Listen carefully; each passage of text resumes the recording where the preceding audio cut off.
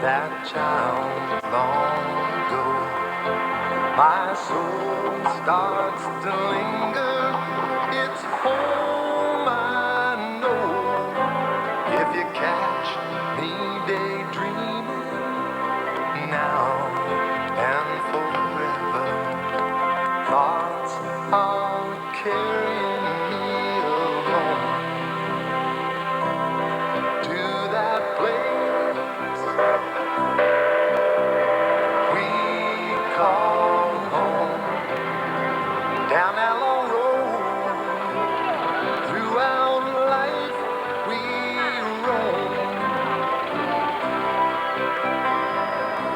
If ever there was a place in Canada that epitomizes our history, this is it. Natural resources developed by outside interests, railway building fueled by politics, and all of the related and today environmentally touchy industries like smelting, lumbering. They've had it all. But then, and not so long ago, things began to change.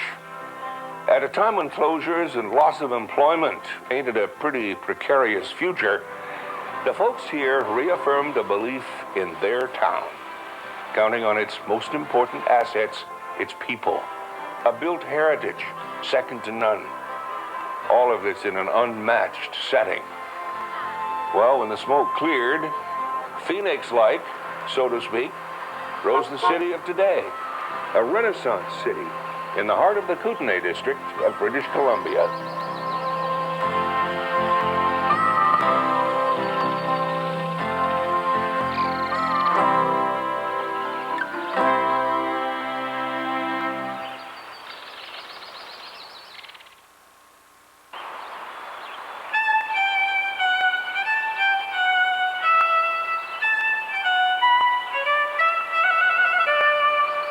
Nelson, the Queen City of the Kootenays. Protected, she lies among ancient mountains, the 100-kilometer Kootenay Lake. A small place in a large setting, a setting that draws, whether by design or whimsy, or like Wendy Herbison, because there are roots here. It draws. When I first came here after the professional life, I didn't feel like playing very much, frankly. I was really tired of it. And so it's come back, and I'm glad of that. It took me a while, and I'm just feeling now like I really enjoy playing again.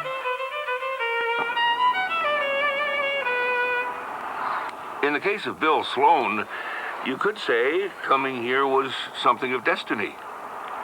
Because I was a timber cruiser, I knew the area intimately because I had cruised a lot of it, the back roads, the trails. In fact, I got into history in part because of examining, researching the old Indian and mining trails and wondering where they led and why they were built where they were. Those were the initial, and they're probably still the most important reasons why I'm hooked on the Kootenays.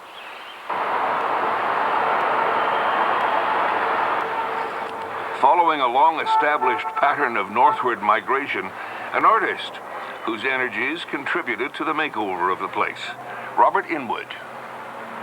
I guess the things that I like certainly about the area still is that, there is a bit of a sense of the frontier to it, and the fact that, there was a chance here to kind of make a difference, to, change the philosophy and the way that people look at their heritage. The more that I work with the old buildings, kind of the more you learn about them as they uncover their secrets to you there.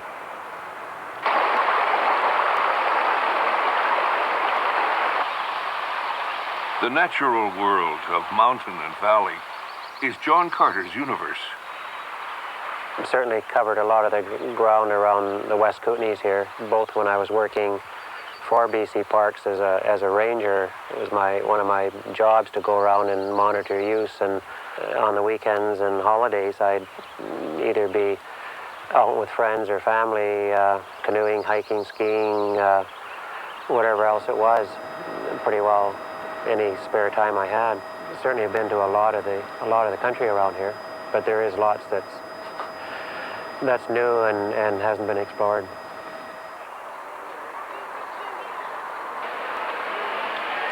Located in southeastern British Columbia, 65 kilometers north of the border with Washington State, Nelson has historically been influenced by the United States. Today, with its population of 9,500, the city maintains an earlier established role as commercial, administrative, and distribution center. Living here can mean coming full circle for some whose experiences have been devoted to the arts. It's very hard for a 5-year-old to concentrate for very long, but if they can stand and concentrate for a half-hour lesson or a 45 minutes of group class, then they're gaining something in that department too. And I think music enriches their lives in a lot of ways, and discipline and concentration. So I hope that I'm even though they're short size, adding something to their lives and giving something back. My family moved to Argenta, which is a small community at the north end of Kootenay Lake, when I was in my high school years, and we built a house there, and it was a place where I had spent a lot of summer vacations, and I went to UBC and did a Bachelor of Music degree there, and after that joined the Vancouver Symphony, and I was there for 12 years and a member of the Baroque Strings, which was a group started by Norman Nelson, who was the concertmaster in those days. So I gained a lot of experience, especially from Norman, and it was just a very busy life and a lot of commuting back and forth because I never lived right in Vancouver. I was always somewhere out on the outskirts where I could have a garden and grow vegetables to feed my kids. And so after a lot of years of doing that, I just got the feeling like I'd like to have a change. And look toward Nelson, of course, because there's always so much going on here, musically, culturally.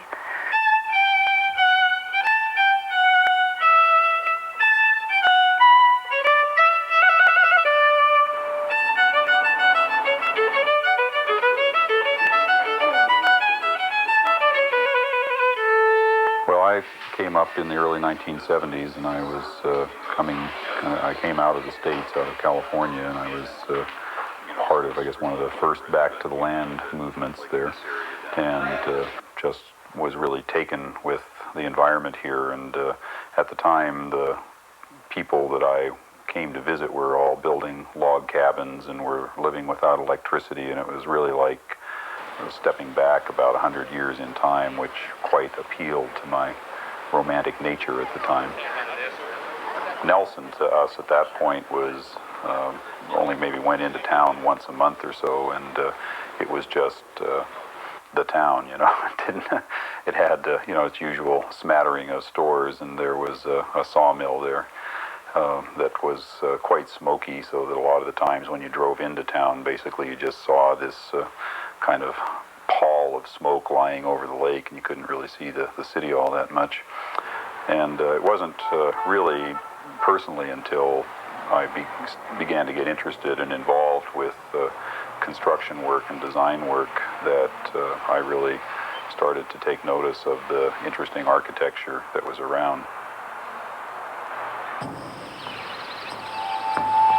2,000 years in advance of the Aztec and Inca cultures in South America, here, First Nations found sanctity in the holiness of the mountains. The native people who occupy this area are part of two large cultural groups, the Kootenay and the Salishan. And the Salishan people were therefore what's called riverine, or people who made their living from salmon and from resources that were originally in the sea. They were originally coastal and then moved up the river following the salmon. The Sloane Valley, for instance, is one of the major, maybe spiritual centers for the Salish. Some archaeologists believe because of the number of petroglyphs and rock paintings, they indicate a spiritual draw to that area. I guess I particularly enjoy taking people out who haven't been out in the mountains a lot, showing them around and pointing out glaciers and lakes and valleys and so on that is special to me, and they, of course, are intrigued with them too. Virtually every trail, other than it's been constructed in the last 10 or 15 years by by people like myself or other people, are all mining trails, pretty well constructed by the miners, most of them at the turn of the century or even in the 1800s, late 1800s. If you have a keen eye and hike some of them perhaps before a lot of other people have, you get to pick up various pieces of mining relics that have been left by the edge of the trail. And 20 years ago or more, you would still see some of the old clothes. In fact, the Silver Spray cabin that we dismantled this summer, when the first few years I hiked in there, the old clothes that the miners used back in the 30s were still hanging on the pegs on the wall.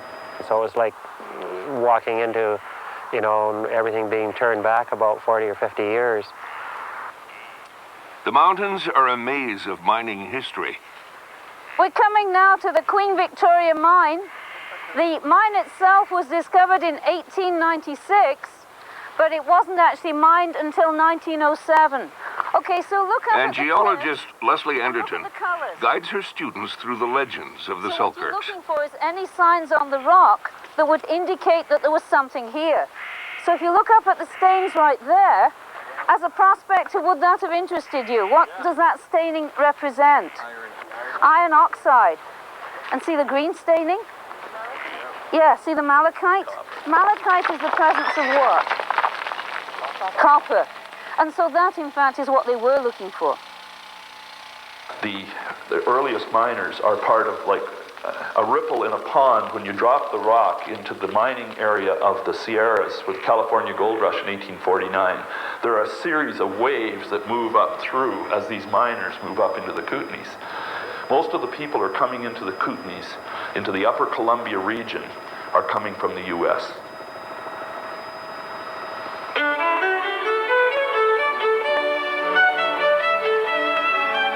In late summer 1886, a 15-man party left Colville, Washington, on a gold prospecting trip.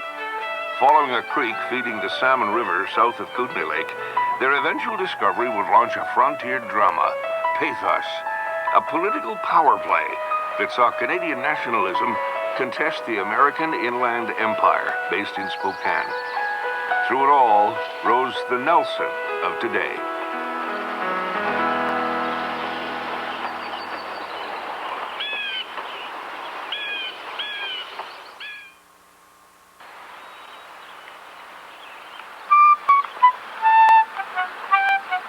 It is a meeting of two valleys along which land traffic from the west and south will have to come.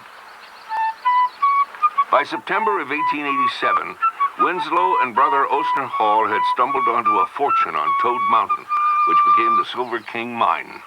R.T. Lowry would write, "The camp was new and short of frills, boiled shirts, parsons, lawyers, and prohibition orators.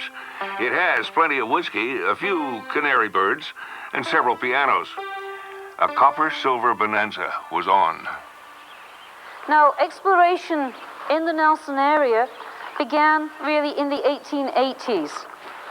But Nelson really got off the ground in the 1890s. And out of this deposit, despite the fact it's fairly small, they took out 1.4 million pounds of copper. The marriage of American entrepreneur to British capitalist started out in Nelson's first hotel, a 3-room tent with dining room and bar. By 1894, a sawmill cranked out an instant town. It had a kind of a key location which allowed it to establish a prosperity and to outlast the initial boom times of the silver rush and to carry on into later years. So from this early type of tent town, it then grew into pretty much a wooden city. And then when the municipality was incorporated in 1897, one of the first bylaws was to do away with the wooden party walls, saying that any building that was then built subsequently had to have masonry walls. And that was one of the things, again, that saved the town from being obliterated by fire. By the turn of the century, the future seemed guaranteed. British Columbia's 4th largest city then boasted an electric streetcar, lumber mill, smelter, tied to a burgeoning transportation network. The initial mining was done with quite primitive means. They used horses and trail. Then the horses were used to carry cable up, and they built a tram line. The concentrates, the result of the smelting process, then were hauled away mainly by steamboat, by paddle wheeler. So paddle wheelers were an important part of the life of Nelson until at least World War II.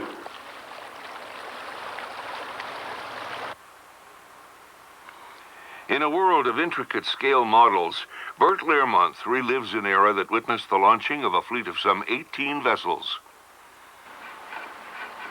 Within a few short years, Nelson became a port of entry on the seasonal route that originated at Bonner's Ferry in Idaho. British remittance men, Chinese, Scandinavian, the Duke of Oars. The West Kootenays played host to a population of newcomers. Other noticeable social groupings who arrive around the turn of the century, the most notable maybe is the Italian people in Trail, who had originally been part of the railway construction. They had been, along with Ukrainians and Irish, involved in building the Crow's Nest Pass Railway. The CPR branch line sidetracked ore carried to U.S. smelters on U.S. railways. By 1906, a new Canadian processor at Trail, BC, squashed American dominance of the Kootenays. But by then, the heyday was over. And with that decline, Nelson becomes more attractive as a stable community, as a place for family life. It was already becoming a retail center. And the accident that it had a mill, I mean, the mill was a negative factor for years, but it did provide diversity and gave some kind of stability to the community when they weren't all tied to mining.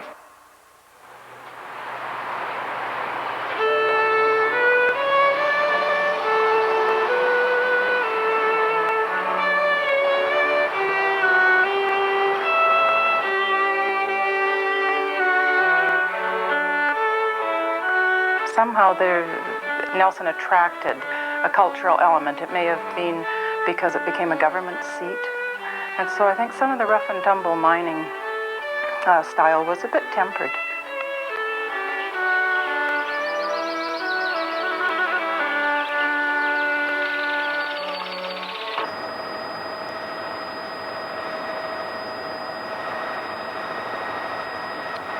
At its peak, the West Kootenays had over 800 working mines, including one of the largest lead-zinc operations in the world. Remnants of that heyday, such as this cabin, built at the Silver Spray mine early this century, take on new meaning. Situated in what is now Kootenay Glacier Park, the building, restored by volunteers, will see a second life as a facility for hikers and skiers. Busy at it, eh, John? Well, we're getting her here. Big project. Bigger than we thought, Doug. Certainly. Reclaiming built heritage has been going on since the 1970s. In a city that is called the heritage capital of British Columbia, buildings find new and conventional uses, like a recent brewery that reclaimed a site built for that purpose in 1893. Or a former muffler shop, come bookstore cafe. Rejuvenation of Nelson's architecture is a story of irony, with its opening chapters set at the end of World War I. The region goes into a decline in the 20s. The smelters in Grand Forks and Boundary shut down.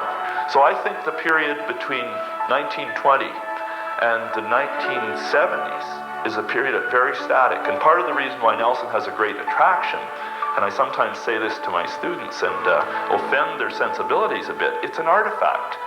It basically had no development. What happened to Nelson was the economy froze in a sense, and that was a real blessing in disguise to the heritage buildings, because there were no development pressures really pushing for those older structures to be torn down. And by default, more than, I suppose, anybody really wanting to preserve them, they mostly maintained quite a high percentage of them in the street. One of the things that's interesting about Nelson is that it had actually, it's a little bit isolated from the rest of eastern Canada, and more of its influences architecturally came from the west, from Victoria and Vancouver, and also up from the south, out of Washington, Spokane, Seattle.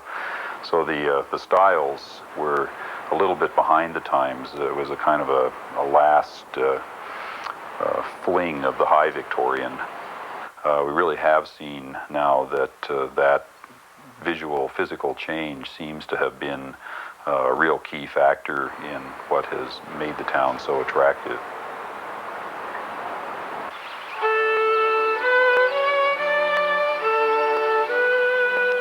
A small place in a large setting. The landscape is just very beautiful and very stunning, and I haven't seen anything anywhere that's as beautiful. I think all those things influence one musically, though I don't sense a really direct link as a painter would, seeing a landscape and then wanting to recreate on a canvas what was there, you know. But I think any of those experiences with nature, climbing a mountain, and I mean the thrill that I had when I climbed Mount Willett and looked at this sea of peaks for miles and miles and miles, it was just thrilling. There's all sorts of feelings which then come through in your music.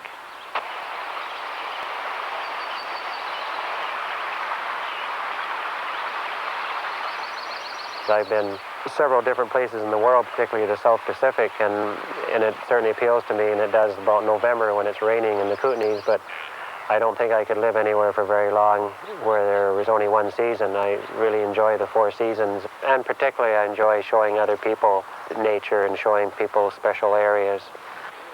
The more that I work with the old buildings, kind of the more you learn about them as they uncover their secrets to you there.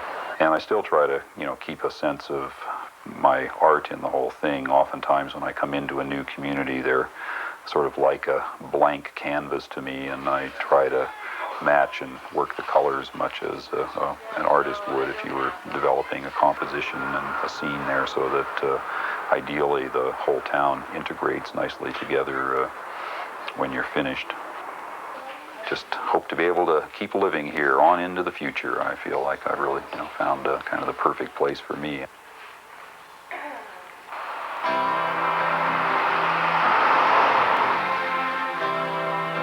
In one phrase, I'm a lifer.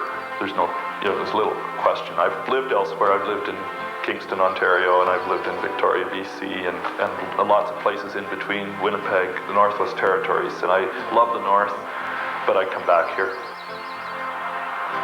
Here to an age-old valley, energized by mountains around.